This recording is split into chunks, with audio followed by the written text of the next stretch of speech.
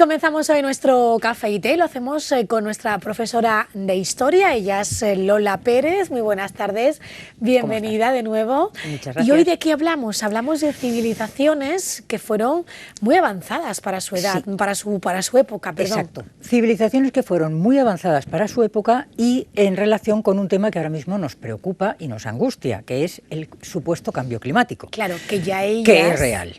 O sea, el cambio climático existe, pero en la historia de la Tierra ha habido muchos cambios climáticos. Claro, que muchos. Este cambio climático que ahora nos preocupa, sí, preocupaba en esa era sí, también y en otras épocas. ¿Cuál es la diferencia entre este cambio climático y otros que han sucedido en el pasado? Bueno, hay dos grandes diferencias. Una, lo estamos provocando o acelerando los humanos actuales.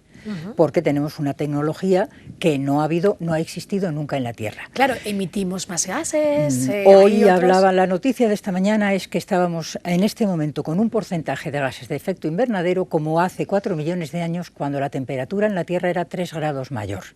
Eso significa que puede haber consecuencias muy desastrosas, porque la segunda cosa importante del momento actual, la Tierra está llena. En el pasado, claro, en las civilizaciones que vamos a mencionar, en la Tierra había una cantidad de gente infinitamente menor. Las poblaciones se podían desplazar o sucumbir, pero es que ahora mismo la más mínima alteración afecta a millones y millones de personas. Claro, ahora tenemos ciudades con cientos y cientos de personas, bueno, cientos, miles. Millones. Y millones, claro. Y hablamos de España, pero imagínate Argentina, por ejemplo, se me ocurre, China. Toda la costa, todas las costas. Todas que hay archipiélagos enteros que van a desaparecer, llenos de gente, porque no estamos hablando solo de la Tierra, estamos hablando de las personas. ¿Cuál va a ser el coste humano de este cambio climático que no estamos sabiendo frenar? Tremendo. Yo aquí traigo cuatro ejemplos de momentos de la civilización humana importantes, extraordinarios para su tiempo, en el que o bien los accidentes naturales o bien su propia gestión del medio provocaron una ruina absoluta. La primera de ellas, que es esta la menos conocida. Es la menos conocida, exactamente. Pero me apetece que la gente conozca también cómo se desarrollaron las civilizaciones en América mucho antes de la llegada de los españoles. Esto que ven aquí es Caral. Caral es una ciudad que está en Perú. Estos son las ruinas de Caral. Imagínense la plaza, la pirámide escalonada enorme. Caral se desarrolla contemporánea de la civilización egipcia, entre los años 3000 y 1500 a.C. y es la cuna de la civilización andina, de lo que luego conocemos mucho más, que son pues, los incas, etcétera. Pero esto es muy anterior, muy anterior. ¿Qué pasó en Caral? Pues Caral fue víctima de una sucesión de desastres naturales que ellos no pudieron evitar. Primero, terremotos. Sabemos que Perú está en el cinturón de fuego del Pacífico, terremotos. Y a continuación de aquella devastación de terremotos, sufrieron lo que se llama el fenómeno del Niño, que es ese calentamiento del agua en la costa. Que aquí algún terremoto, alguna grandes precipitaciones le han puesto el Niño también. Claro, porque vienen desde la zona del Pacífico. Del Pacífico. ¿Qué les pasó a los pobres de Caral? Pues que después de la devastación del terremoto sufrieron un Niño potentísimo, lluvias torrenciales que arrastraron todos los materiales de construcción de Caral hacia la costa, con lo cual acabaron con sus magníficas pesquerías, y hacia los valles, con lo cual acabaron con su agricultura. De hecho, eso es lo que se conserva. Sí, eso es lo que se conserva. Y se puede visitar en Perú. Puede visitar. Caral está en el centro de Perú y es uno de los grandes atractivos turísticos. Caral era una civilización con agricultura, pesca, una artesanía del tejido maravillosa, y desapareció. Totalmente. Totalmente. Los habitantes de Caral tuvieron que abandonar el terreno y se sabe que emigraron porque sus conocimientos empiezan a aparecer en otras culturas locales. Claro. Claro, en aquel momento había mucho espacio. En la zona de Perú también en la zona central del Perú. Entonces, esta civilización se perdió, pero digamos que alumbró de alguna manera nuevas civilizaciones, porque esa es otra cosa curiosa. A veces el desastre de una población significa el éxito para otra. Claro, todo tiene su cara y su cruz, ¿no? Todo tiene su cara y su cruz. Eso, por ejemplo, va a pasar, en cambio, en la civilización, la segunda que vamos a ver, que es la civilización maya. Maya, que es la que más conocemos. Muchísimo más conocida. Y la civilización maya también está en Perú. No, está en México. En Centroamérica. En México, desde el sur de México hasta El Salvador. Hasta El Salvador. Sí, la llamamos una civilización mesoamericana. Fijaos que aquí vamos a hablar de cómo desaparece en el periodo que se llamó Maya Clásico, y este Maya Clásico va desde el año 250 hasta el siglo IX. Lo que me interesa que comprueben los espectadores es la calidad extraordinaria de la arquitectura maya. Que mira cómo se conserva. Esto es Tikal, que está en Guatemala. Hay maya en Honduras, Guatemala, poquito en El Salvador y luego hasta México. Fíjate cómo se conserva, pero esto se conserva milagrosamente, y cuando los españoles llegaron a Centroamérica, toda esta civilización había desaparecido. No había nadie. No había nadie. No había nadie. Solo quedaba esto. Esto y alguna otra ruina que ahora aparecerá en la otra fotografía, absolutamente comidas por el bosque. Totalmente comidas por la selva. Claro, la selva aquí es poderosa. ¿Qué había pasado en el mundo maya? Tenían una astronomía, una agricultura, unos conocimientos matemáticos impresionantes, mucho mejores que los europeos de aquel tiempo.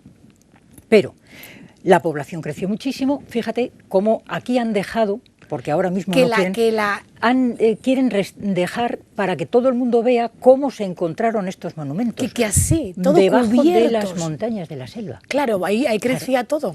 ¿Qué pasó con los mayas? Que sobreexplotaron el terreno, deforestaron para cultivar el maíz, y en el momento en que había una población muy abundante y una gran deforestación, empezaron las sequías.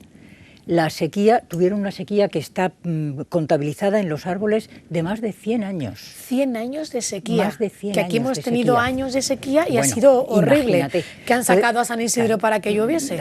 Ellos Ellos también, ¿no? Sacrificios humanos. Sacrificios humanos. Sacrificios humanos relacionados con la lluvia. Con la sequía, sí, para pedir la lluvia, que no llegó. Que no llegaba. Que no llegó. Entonces los mayas acaban abandonando el terreno, y cuando los españoles llegan, hay otro periodo maya posterior, posclásico, nunca tan importante. Cuando los españoles llegan, se encuentran la selva, comido todo por la selva. Todo, y empiezan ya a limpiar y se encuentran esos monumentos debajo, ¿no? Es sorprendente, porque nadie se esperaba que en aquella América que ellos encontraban muy primitiva hubiera monumentos de una calidad equiparable a la que había en Europa. Pero y al no ver la población, porque no había población, se habían tenido que marchar. Pues era sorprendente, más todavía. Muchísimo, muy misterioso la civilización misterioso. maya. Es como si algo de otro planeta, que muchas así. veces se ha pensado que incluso las pirámides en Egipto eran... Siempre hay gente que dice que las pirámides, porque realmente la tecnología que ellos tenían era mínima y su obra impresionante. Impresionante. Parece que eran de obra de extraterrestres. De extraterrestres. Se ha pensado y se ha dicho, ¿verdad? Pues otra de las civilizaciones que también va a desaparecer debido a una sobreexplotación de sus recursos es la famosísima de la isla de Pascua. La isla de Pascua, sí. Esta isla de Pascua, que se llama de verdad Te-Enua, así la llamaban los pascuenses, que significa el ombligo de la tierra, y es una isla perdida en medio del inmenso Pacífico, y estaba poblada por gentes que habían venido de la Polinesia. Estas gentes empiezan a desarrollar en esa isla de Pascua, que estaba totalmente cubierta de bosque, una civilización que funcionó estupendamente, y funcionó estupendamente desde el siglo XIII. Pero a partir de un momento empiezan a sobreexplotar todos esos bosques para poder llevar estas estatuas. Es que tuvieron que trasladarlas. Trasladarlas, porque la cantera donde fabrican, esos son los moais, las imágenes de sus antepasados. Entonces los colocaban en altares frente a la costa, pero para poder tallarlos y transportarlos fueron sobreexplotando sus bosques. De tal manera, también parece que hubo alguna epidemia, talando todo. Deforestaron dejando la isla. un camino. Mira la aridez Totalmente. que presencia. Entonces acaban por no tener alimentos, empezar las guerras entre ellos y convertirse en una civilización totalmente deprimida. ¿Y actualmente la isla de Pascua? Pertenece a Chile. ¿Pertenece a Chile? La isla de Pascua lo ha pasado muy mal. Tú fíjate, los pascuenses llegaron a ser exclusivamente 150 personas. Estuvieron a punto de exterminarlos a todos, porque después de que decayó su civilización, los esclavistas venían de la costa de Perú y se fueron llevando a los habitantes de Pascua por miles. Y quedaban 150 cuando Chile, en 1888, adquiere la isla. ¿Qué se ha perdido en Pascua, además de estas técnicas que no se sabe todavía cómo trasladaban los moais? Pues el único alfabeto polinesio, que se llamaba rongo, que lo escribían en esta isla de Pascua, el único alfabeto polinésico escrito desapareció, porque los esclavistas se llevaron a todos los que hablaban y escribían, y ha desaparecido. Por lo tanto, es una cultura una civilización absoluta. Perdida. Totalmente. Totalmente. Perdida. Y actualmente podemos visitar la isla de Sí, Pascua. además tiene muchísimas visitas desde Chile. Desde Está muy Chile. lejos, está lejísimos de Chile, pero pertenece y Chile le ha otorgado un estatuto de autonomía, considerando que son un territorio chileno, entre comillas, porque son realmente polinesios y su lengua, a la que hablan ahora también junto con el español, es una variante del polinesio, que son los que la llaman Rapa Nui. Rapa Nui, sí. Rapa Nui, Rapa Nui. la famosa Rapa Nui. ¿Y la nos cuarta queda civilización? La última, que nos queda por orden cronológico, las hemos establecido así. Esta maravilla. Es una maravilla. Esta maravilla se llama Angkor Wat. Y es lo que queda, hay otra Angkor Thom que también la han reconstruido, de un antiguo imperio, el imperio Khmer. ¿Y esto está? En Camboya, Vietnam, Laos, toda esa zona del sudeste asiático. Fue una, imagínate, qué maravilla de monumento, qué espectaculares templos, y algo que se ve muy bien en esta imagen, ves los canales, los lagos. Esta civilización se desarrolló desde el siglo VIII hasta el siglo XIV creciendo. Desarrollo de todo tipo, agrícola, porque aprovechaban muy bien el agua. Cuando en esta zona hay monzones, ellos aprovechaban la lluvia del monzón en estos depósitos, lagos, canales, pero les pasó lo que a todos. Empezaron a crecer demasiado, empezaron a deforestar para poder cultivar arroz y empezaron a no mantener sus instalaciones hidráulicas. Claro.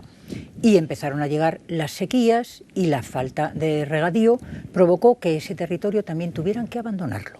Qué pena, ¿verdad? Porque vemos esto y decimos... Claro, el gobierno actual de Camboya ha rehabilitado, por ejemplo, este templo de Angkor está reedificado, rehabilitado, porque Angkor tuvo que ser abandonada, y cuando los europeos empiezan a llegar y empiezan a encontrarse estas maravillas comidas por la selva, ya no quedaba nada del imperio, el famoso imperio Khmer. Y actualmente se pueden visitar estas... También. Actualmente hay una visita a Camboya que es obligada, los templos maravillosos de Angkor Wat, que es este, y Angkor Thom. Hoy he estado en la zona de Bali, también hay unos templos increíbles, maravillosos, que también se ve que son ancestrales. Claro, de épocas en las que la civilización ha tenido una cima, pero luego la mala gestión del medio ambiente, ayudada por el clima, ha hecho que desaparecieran. Por eso es muy importante que estudiemos historia, para saber lo que puede pasarnos a partir de cierto momento. Estamos en un momento ahora que el cambio climático ya lo han vivido en otras épocas, y tenemos que intentar aprender de eso, ¿no? Es verdad que nuestra civilización tiene una tecnología que no ha existido nunca en la Tierra, nunca ha habido tanto bienestar en la Tierra, pero este bienestar no está repartido. Los europeos vivimos maravillosamente, tenemos los armarios llenos de ropa, los garajes llenos de coches, el consumo de energía se dispara, y eso puede provocar, como decíamos antes, una simple subida del nivel del mar puede provocar el sufrimiento de millones de personas. Mira lo que ha pasado actualmente en Venecia.